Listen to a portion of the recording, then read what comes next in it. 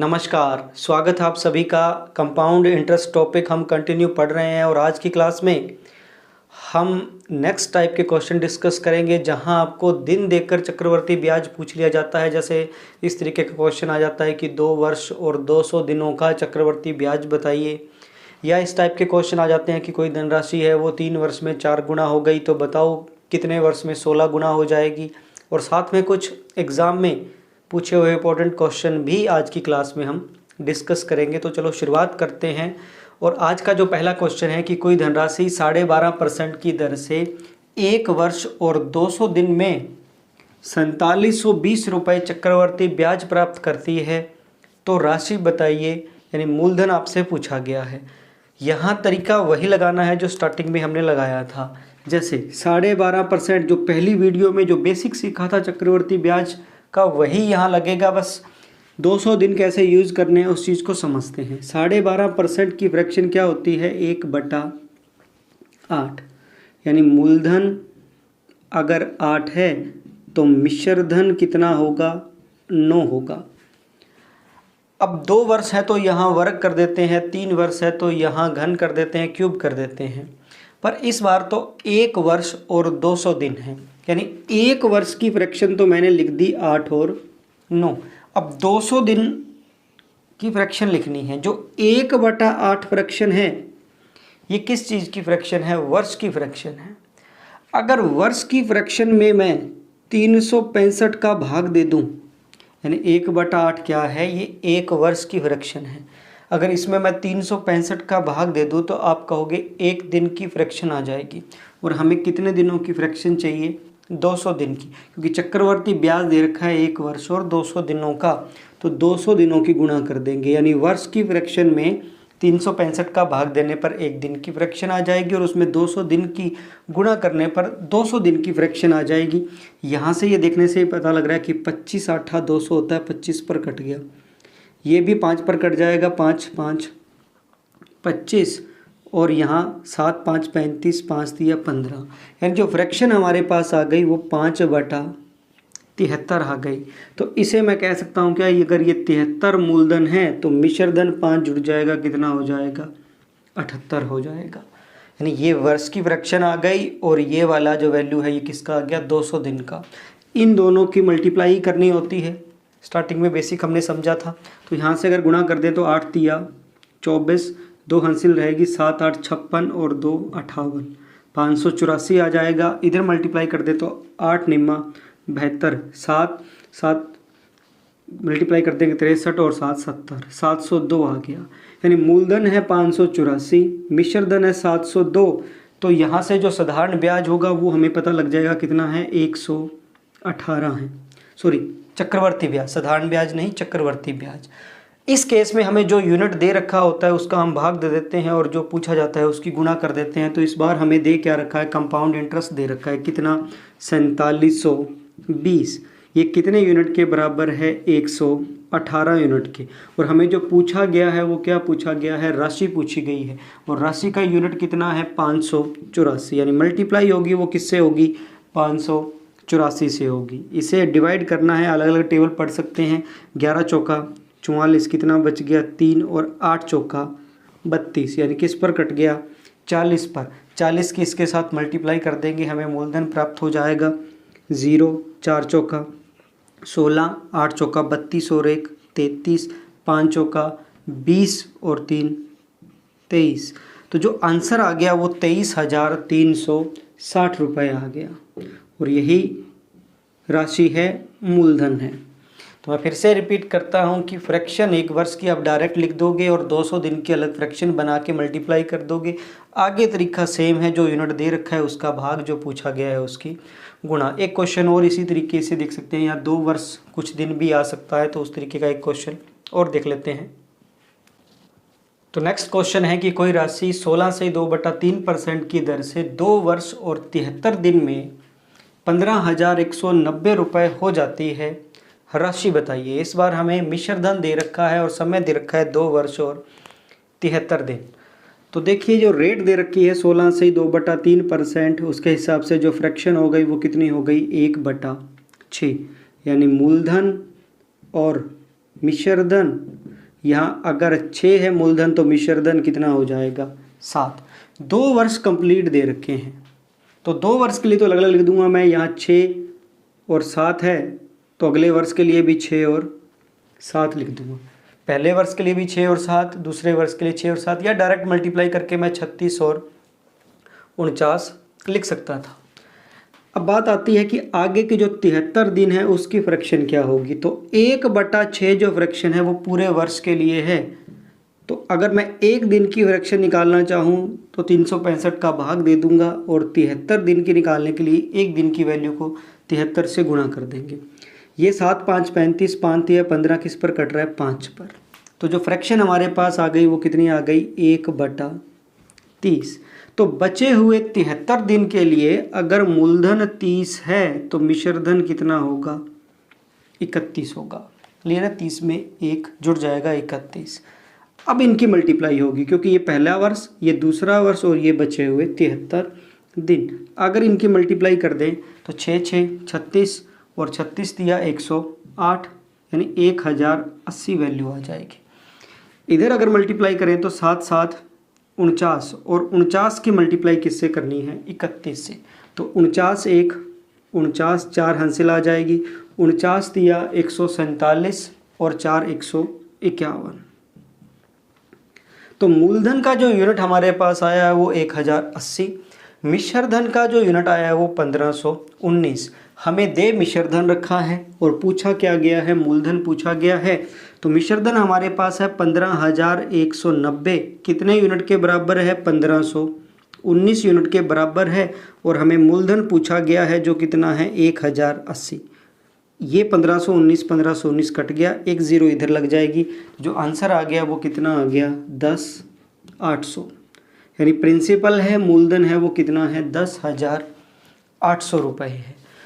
तो इन क्वेश्चनों में सिर्फ अंतर क्या था, एक्स्ट्रा क्या था कि सम में आगे क्या दे दिया, दिनों में दे दिया है। तो उसमें हम फ्रैक्शन को दिन में कन्वर्ट करके और क्वेश्चन को क्या कर लेंगे सॉल्व कर लेंगे। इस तरीके का क्वेश्चन भी आपसे पूछा जा सकता है। और देखते हैं कि एग्ज़ाम में कैसे क्वेश्चन पूछे जा सकते हैं।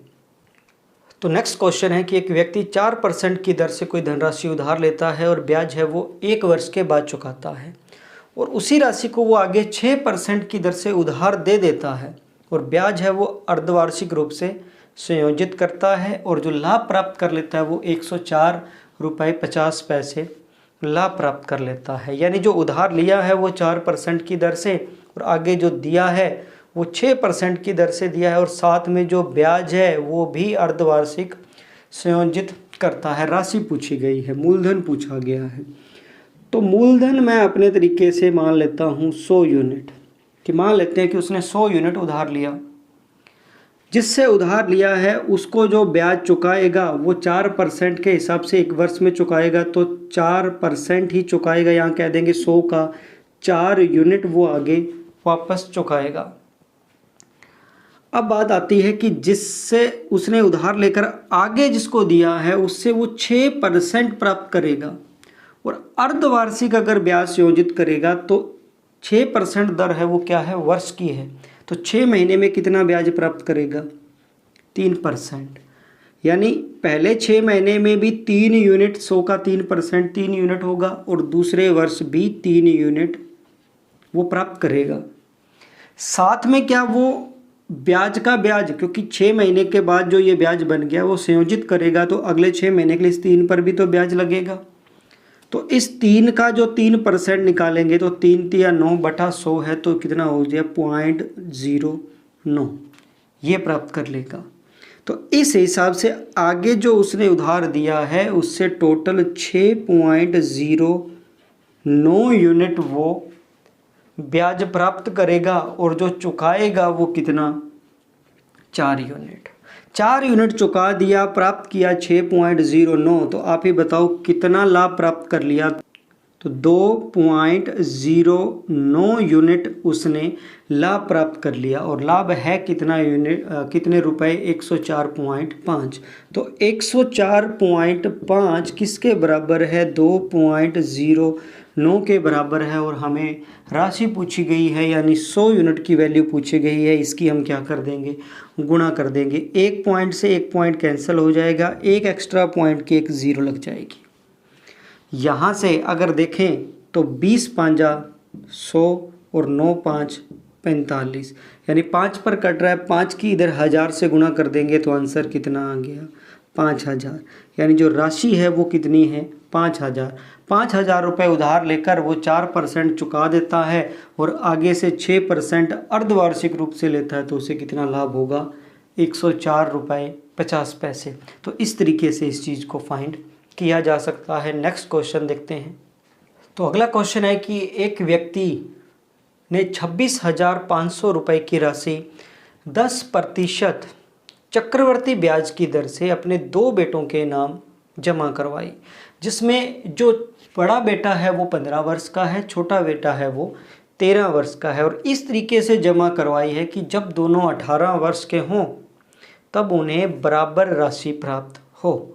यानी इस राशि को बांटना है और पूछा गया है कि बताओ तो बड़े बेटे के नाम उसने कितनी राशि जमा करवाई। यानी ये इकट्ठी राशि दे रखी है 26,520, तो 2 बेटों में इसको बांटना है। ये साधारण ब्याज में भी हमने क्वेश्चन किए थे। इस टाइप के क्वेश्चन के लिए हमें क्या करना पड़ता है, हमने छोटे बेटे और बड़े बेटे का रेशो बनाना है और उस रेशो से इस राशि को बांट सकते हैं। जिस टॉपिक की शुरुआत की थी उस टाइम मैंने अमाउंट यानी बराबर राशि प्राप्त हो, यानी इसका भी जो मिश्र धन होगा और इसका भी जो मिश्र धन होगा वो क्या होना चाहिए, बराबर होना चाहिए। तो इस टॉपिक की शुरुआत की थी, वहाँ हमने समझा था कि कंपाउंड इंटरेस्ट में जो मिश्र धन है उसका फॉर्मूला क्या होता है, मूलधन गुणा 1 प्लस दर बाय 100 और पावर क्या होता है, टाइम। ये मिश्र धन का फॉर्मूला होता है। तो अब यहाँ से देखो कि जो बड़ा बेटा है उसको मैं B लिख देता हूँ और छोटा बेटा है उसको C लिख देता हूँ। तो बड़े बेटे की जो भी राशि होगी, बड़े बेटे की राशि है उसको B हमने मान लिया, तो 10% की दर से वो क्या 110/100। अब बड़ा बेटा है कितना, 15 वर्ष का है, और पूछा क्या गया है कि जब वो 18 वर्ष का हो तब उन दोनों को बराबर मिलना चाहिए। तो बड़ा बेटा 18 वर्ष का कब हो जाएगा, 3 वर्ष के बाद हो जाएगा। तो बड़े बेटे का जो मिश्र धन है जो 3 वर्ष के बाद होगा, वही मिश्र धन छोटे बेटे का, दर तो सेम है 10%, तो 110/100। तो ये 13 वर्ष का है, तो ये 18 वर्ष का कब होगा, 5 वर्ष के बाद। तो 5 लिख दूंगा। अब एक बार इसको दोबारा से समझिए, बड़े बेटे का मिश्र धन 3 वर्ष के बाद और छोटे बेटे का मिश्र धन 5 वर्ष के बाद क्या होना चाहिए, बराबर, क्योंकि इसने कहा है कि उन दोनों को क्या मिलना चाहिए, राशि बराबर मिलनी चाहिए। तो यहाँ से हम इसका रेशो बना लेंगे। तो इसको मैं ऐसे लिख सकता हूँ B और ये उधर चला जाएगा तो बटा में C, ये 110/100 की पावर 5 बटा में क्या है 110/100 की पावर 3। ये 5 बार है, ये 3 बार है। अगर ये 3 बार इससे कैंसिल कर दूं तो बचेगा कितना, सिर्फ 2 बार बचेगा, क्योंकि ऊपर ये पावर 5 है, ये 5 बार लिखा जाएगा, ये 3 बार लिखा जाएगा, तो 2 बार बच गया। तो B/C 110 की पावर 2 है तो 11 की पावर 2 121, 12 110 और बटा वैल्यू ये है। सोल्व करें तो 2 0 से 2 0 कट गई। यहाँ बड़े बेटे और छोटे बेटे का जो रेशो है वो 121 और 100 आ चुका है। इसको मैं इधर ले लेता हूँ B/C। इस चीज़ को हम ऐसे लिख सकते हैं क्या, 121 और 100। तो अब रेशो आ गया और इस रेशो से हमें बांटना क्या है, इस राशि को बांटना है 26,520। तो रेशो टोटल कितना हो गया, 221। टोटल यूनिट कितना है, 221, और टोटल राशि कितनी है 26,520। वो किसके बराबर है, इसके जोड़ के बराबर, जो कितना है 221। तो 221 के ये बराबर है। और हमें जो पूछा गया है वो क्या पूछा गया है, बड़े बेटे के नाम कितने रुपए जमा करवाए गए ये पूछे गए हैं। तो गुणा किसकी हो जाएगी, बड़े बेटे के यूनिट की, यानी 121। B को हमने बड़ा और C को हमने क्या माना था, छोटा। अब इसको सॉल्व कर लेते हैं। तो इसका टेबल अलग अलग पढ़ सकते हैं, 22 का टेबल अलग पढ़ सकते हैं, 1 का अलग। तो 22 1 22, कितना बच गया 4, 1 1 1 रह गया तो बच गया कितना 44। आगे देखेंगे 22 दूना 44 और 2 1 2, यानी 120 पर कट गया। मल्टीप्लाई करेंगे तो 0, 12 1 12, 12 दूना 24 और 1 25, 2 हासिल 12 और 2 14, यानी बड़े बेटे के नाम 14,520 रुपये जमा करवाए थे। मैं फिर से इसको रिपीट करूं तो हमें टोटल राशि दे रखी थी 26,520। बड़े बेटे और छोटे बेटे के नाम अलग अलग जमा करवाया गया है। हमें पूछा गया है ये कब बता सकते हैं, जब हमें इन दोनों का रेशो मिल जाए। तो इन दोनों का रेशो हमें एक तरीके से मिल सकता था क्योंकि इन दोनों का मिश्र धन इसने बराबर कह रखा था। बड़े बेटे का 3 वर्ष के बाद जो मिश्र धन होगा वो छोटे बेटे के 5 वर्ष के बाद जो मिश्र धन होगा उसके क्या है, बराबर, क्योंकि दोनों को 18 वर्ष के होने पर बराबर धनराशि मिलती है। वहाँ से हमने रेशो बना लिया और रेशो से हमने इस राशि को बांट दिया। तो इस तरीके से हम ऐसे क्वेश्चन को सोल्व कर सकते हैं। नेक्स्ट जो क्वेश्चन बनता है, इंपॉर्टेंट क्वेश्चन बनता है, जो मैंने स्टार्टिंग में भी इस वीडियो के डिस्कस किया था कि आपको कोई भी राशि कितने वर्ष में दुगनी हो जाएगी या 5 गुनी हो जाएगी, इस तरीके से लैंग्वेज में लिखकर पूछ लेता है। जैसे एक क्वेश्चन से समझते हैं कि कह देगा जी कोई राशि है वो 3 वर्ष में 4 गुना हो गई। कोई राशि है वो 3 वर्ष में 4 गुना हो गई, तो बताइए वो कितने वर्ष में 16 गुना हो जाएगी। इस तरीके से आपको क्वेश्चन लिख देता है, यानी कोई राशि 3 वर्ष में 4 गुना हो गई तो कितने वर्ष में 16 गुना हो जाएगी। तो इस टाइप का क्वेश्चन करने का हमारे पास जो अप्रोच होता है, बस हमें ये बताना होता है कि 4 की 16 कितनी पावर है, यानी 4 की पावर क्या है 2। 4 को अगर पावर 2 कर देंगे तब 16 आएगा, तो वर्ष में वो क्या हो जाएगा, 2 से मल्टीप्लाई हो जाएगा, आंसर क्या हो जाएगा 6 वर्ष। यानी ये जितनी पावर होती है उतना ही समय क्या हो जाएगा, गुना हो जाएगा। क्लियर। अगर आपके क्वेश्चन इस तरीके से लिख दे कि 3, या यहाँ से कह देता हूँ कि जी 4 वर्ष में कोई राशि 5 गुना हो जाती है, तो 12 वर्ष में कितना गुना होगी। तो 4 से 12 कितना गुना हो गया, 3 गुना हो गया। तो इस केस में हम कहेंगे 5 की पावर क्या हो जाएगी 3। तो 4 वर्ष में 5 गुना हो रही है, तो 12 वर्ष में वो राशि 125 गुना हो जाएगी। यानी वर्ष की गुणा होती है और इधर जो मल्टीपल में है राशि उसकी क्या हो जाती है, पावर हो जाती है। इस कंसेप्ट पे हम इस क्वेश्चन को सॉल्व करते हैं। 2 से 3 क्वेश्चन इसमें मैं प्रॉपर आपको लैंग्वेज लिखवा के करवा देता हूँ।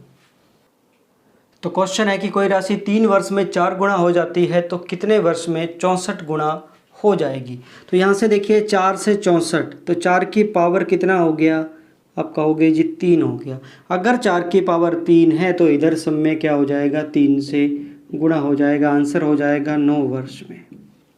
फिर से रिपीट करता हूँ, सब में की गुणा होगी और जो मल्टीपल है उसकी क्या होगी, पावर होगी। तो 4 से 64 ये पावर 3 हो रहा है, तो सब में 3 गुणा, यानी 9 वर्ष में वो राशि 64 गुना हो जाएगी। 1 से 2 क्वेश्चन इसमें और देख लेते हैं। तो नेक्स्ट क्वेश्चन है कि कोई राशि 4 वर्ष में 9 गुना हो जाती है तो कितने वर्ष में 27 गुना हो जाएगी। अब देखो यहाँ हम डायरेक्ट नहीं समझ पा रहे हैं कि 9 की पावर क्या करें कि 27 आ जाए। डायरेक्ट हमें नहीं समझ में आ रहा कि 9 की पावर 1 9 होगा और 9 की पावर 2 करते ही क्या हो जाएगा, 81 हो जाएगा। तो हम इससे एक स्टेप पीछे भी जा सकते हैं। जैसे अगर मैं ये 4 वर्ष में 9 गुना है, अगर मैं आपसे ये पूछूं कि बताओ 2 वर्ष में क्या थी, तो इससे क्या हो गया, ये 2 गुना कम होगा, 2 से 2 गुना होगा 4। तो यहाँ से हम ये भी समझ जाएंगे ना कि यहाँ जो वैल्यू थी उसकी पावर 2 कर 9 आएगा, तो ये वैल्यू कितनी आ जाएगी, 3 आ जाएगी। फिर से अगर मैं एक स्टेप वापस जा सकता हूँ, 4 वर्ष में 9 गुना है, तो इससे अगर 2 वर्ष जाऊँगा 2 डिवाइड हो गया, यानी 2 का 4 2 गुना है, तो किसकी पावर 2 9 होगा, तो आंसर क्या हो जाएगा 3। कोई राशि 4 वर्ष में 9 गुना है तो वो 2 वर्ष में क्या होगी, 3 गुना होगी। ये बात समझ गए। अब देखिए यहाँ से आप डायरेक्ट अब समझ सकते हो, 3 का 27 पावर कितनी है, 3 है। 3 की पावर 3 क्या होगा, 27। तो यहाँ से हम क्या कह देंगे जी 3 गुना हो गया, तो 3 दूना क्या आ गया, 6 वर्ष आ गया। 6 वर्ष में वो क्या हो जाएगी 27 गुना। मैं फिर से रिपीट करता हूँ, मैं 9 से डायरेक्ट 27 पर नहीं जा पाया, पर मैं एक स्टेप पीछे चला गया। 4 के केस में 9 है तो 2 के केस में कितना हो गया 3। तो अब 3 से 27 पर आना आसान है, पावर 3, तो 2 का भी 3 से गुणा कर देंगे, आंसर कितना आ जाएगा 27, और सॉरी 6 वर्ष आ जाएगा, 27 गुना हो जाएगा। क्लियर है? तो इस तरीके से हम इस चीज़ को सॉल्व कर सकते हैं। ईजी क्वेश्चन है, बिल्कुल बेसिक सा क्वेश्चन है। होप आप सभी अंडरस्टैंड कर पाए होंगे। एक एग्जांपल और लिख देता हूँ इसमें।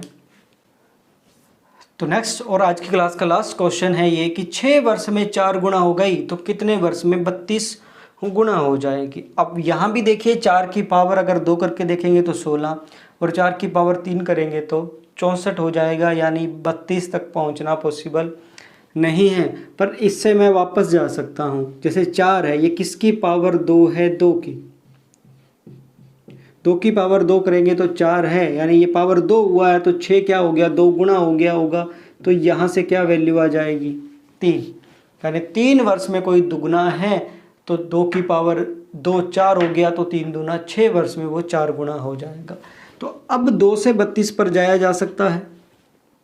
2 से 32, 2 की पावर 32 कितना होता है, 5 होता है। 2 को 5 बार गुणा करेंगे तो 32 आएगा, तो इसका भी 5 गुना हो जाएगा। आंसर कितना आ जाएगा 15 वर्ष, यानी 32 गुना है वो कितने समय में हो जाएगी, 15 वर्ष में हो जाएगी। तो आज की क्लास में जो हमने क्वेश्चन किया ये भी इम्पोर्टेंट था।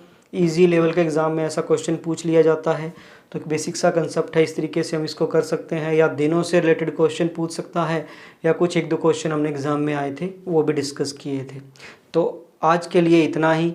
नेक्स्ट क्लास में हम जो हमारा लास्ट कंसेप्ट रह गया है कंपाउंड इंटरेस्ट का, वो है किस्त से रिलेटेड, वो करेंगे।